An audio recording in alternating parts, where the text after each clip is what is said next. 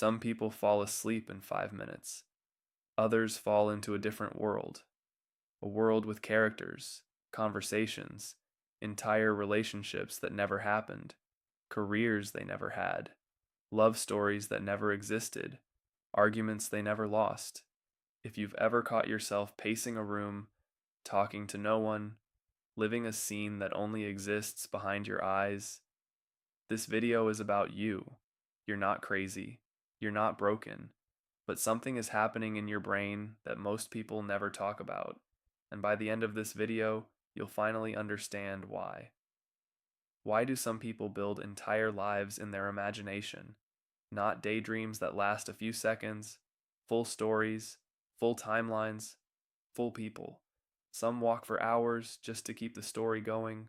Some replay imaginary conversations before they even happen in real life. Some feel closer to a character in their head than to people in their real one. Psychologists have a name for this, but before we get to the name, we need to understand the question underneath it.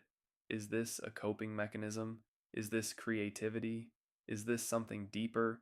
Something tied to memory, identity, and even biology? Let's find out. Your brain has a network built entirely for imagination. It's called the default mode network. It switches on the moment you stop focusing on the outside world. Walking, showering, staring at nothing. That's when it wakes up. For most people, it hums quietly. A stray thought, a passing scene. For some people, it doesn't hum. It performs. Full scenes, full characters, full emotional arcs, running like a movie only they can see. Researchers studying this pattern found something fascinating. The brain activity during intense daydreaming looks strikingly similar to the brain activity during real emotional experiences. Same regions, same emotional circuitry, same physiological response, which means biologically, your brain doesn't fully know the difference. To your nervous system, an imagined conversation can feel almost as real as a lived one. That's not imagination malfunctioning. That's imagination working at full power. And here's the part almost no one talks about. This isn't a rare glitch. Researchers estimate a notable share of people experience this kind of vivid, story-driven inner world on a regular basis. Most of them stay silent about it. Not because it's rare, because they're afraid of one question. What's wrong with me? Here's the truth. We live in a culture that rewards being present. Be here now. Stay focused. Stop spacing out.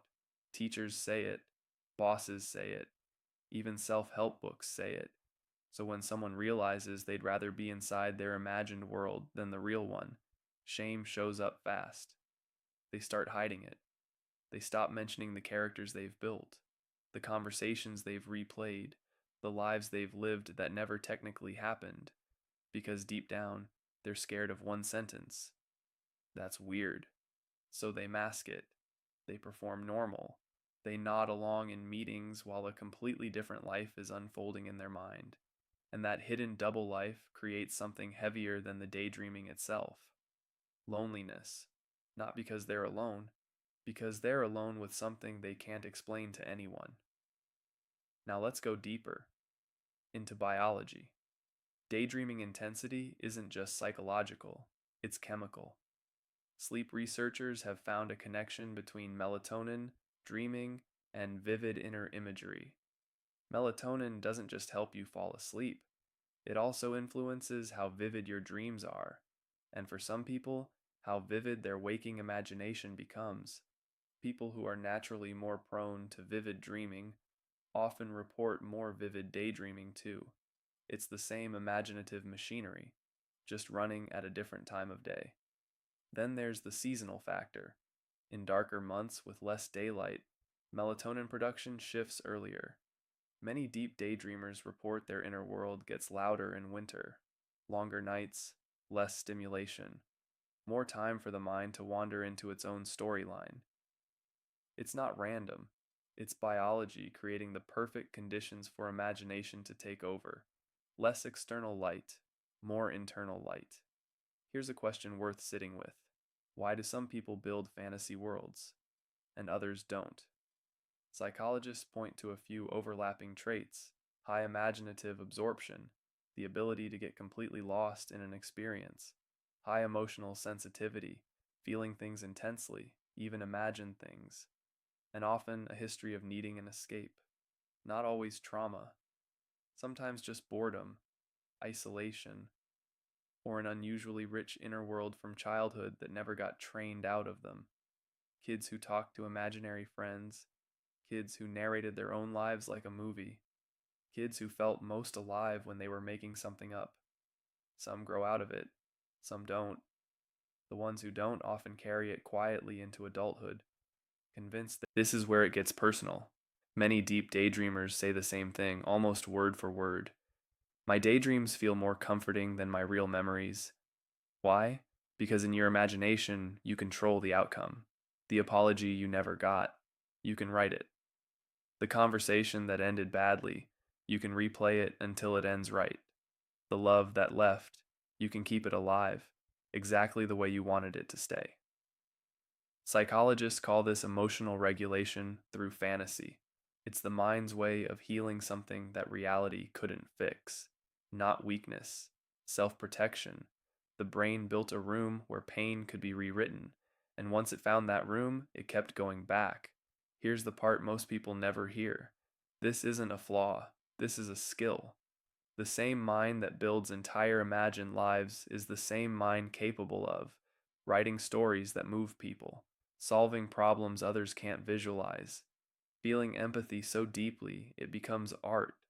Some of the most imaginative writers, artists, and thinkers in history describe exactly this pattern: rich inner worlds, vivid inner characters, entire universes built quietly, privately, for years. The difference between a daydreamer and a storyteller? Sometimes just permission. Permission to stop hiding it and start using it. If this sounds like you, hear this clearly. You are not broken. You are not the only one. There are people right now walking down a street, having a full conversation with someone who doesn't exist, and feeling more understood by them than by half the people in their real life. That's not a malfunction. That's a mind that learned how to survive by building somewhere safer to live. The goal isn't to shut that world down. The goal is to understand it, so it works for you, not instead of your real life. So if you've ever lived a whole life in your head, if you've ever missed a character that was never real, if you've ever felt more at home in your imagination than in your own room, you're not alone. You never were. Tell me in the comments, do you build entire storylines in your mind? Do you have a world you go back to? I want to hear it. This community is full of people who finally feel seen talking about this, and if you want to understand your own mind on a deeper level, how memory, imagination, and emotion shape who you are, I've linked something below that goes even further into this, because understanding your